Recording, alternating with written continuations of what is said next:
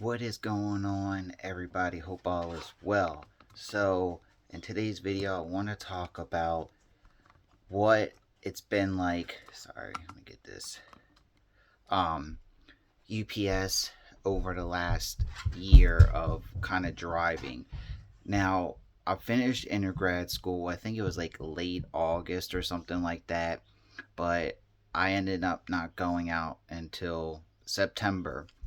Now, you got to do your 40 days of qualification, which means you can't hit anything or you'll get disqualified, and you can't get stuck in anything or you'll get disqualified.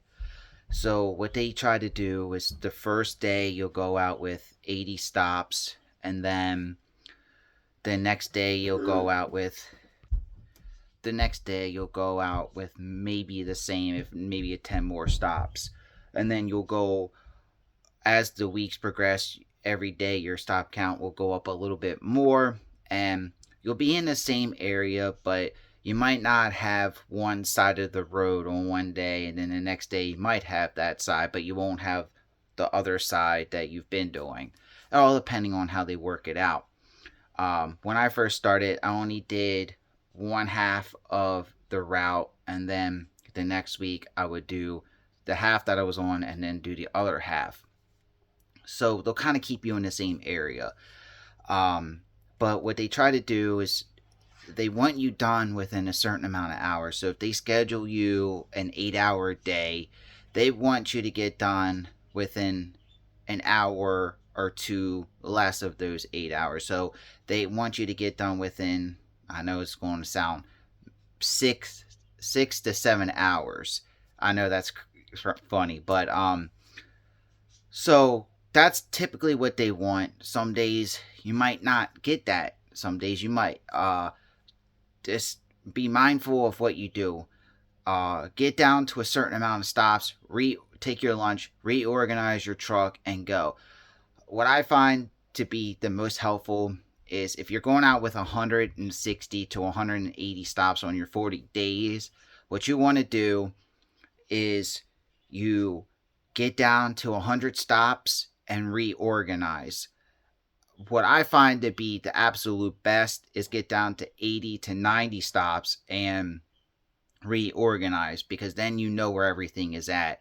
So uh, run it one day with your Orion off, and then if you find that that's helpful, or the next compare it to Orion and off and on, because your Orion on is going to update if you say you skip down to a certain spot and you stay in that neighborhood, it's going to re-update that. And if you turn your Orion off, you don't get no updates. So you have to make sure that you're mindful of your errors and stuff like that, and your pickups. So having your Orion on and off can be beneficial in both ways. I find it to be beneficial not having it on if I know the route. If I don't know the route, then I'll keep it on. But it kind of screws with you a little bit keeping your Orion on. But you be the judge of that. So you'll do that. I was on the same route for almost, well, I would say 5 months, but I was in the same area for 5 months. I didn't get to go anywhere else because the lady that I took the route that she did was my training route, but she wanted it back.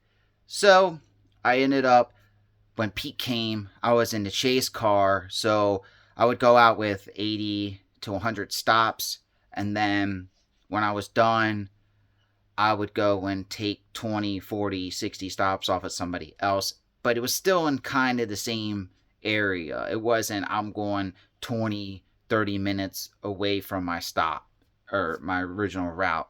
So I was kind of in the same area. Now, I had to come back in the building when January, I think it was like January 14th, I think was my last day. And I didn't get to go back out until June. And when I went back out, I wasn't even close to the route that I was on. I was in a completely different area, and honestly, I like that. That's what cover driving is. You're learning different areas, you're learning different routes, and when you're in the same area for so long and they throw you somewhere else, you don't know. So what happened was during the Christmas week, I ended up somebody ended up getting sick, and I ended up having to take that route for that week. And I didn't know the apartments, I didn't know the pickups, because when you're consistently on that route, you know when your businesses want you to come and do their pickups. Um, you know pretty much how many pickups you're going to have during that week. I had a shoe store, I had a eyeglass place, I had a Home Depot.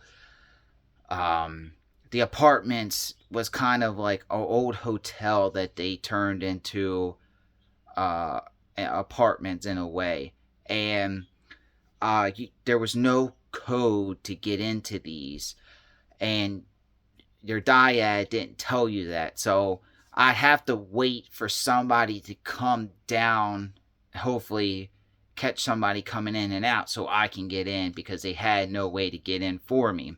And you can't leave it through the door, or you can't leave it by the main door, because if someone steals it, then you're reliable for that package.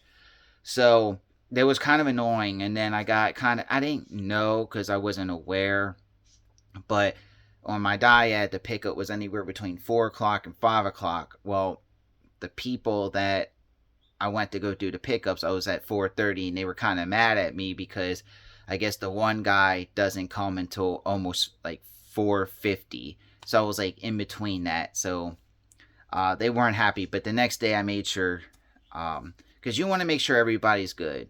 And you don't want to get your pickups too early where you have a lot of stops and your pickups are in the way and all that other good stuff. So the first 40 days is going to be stressful.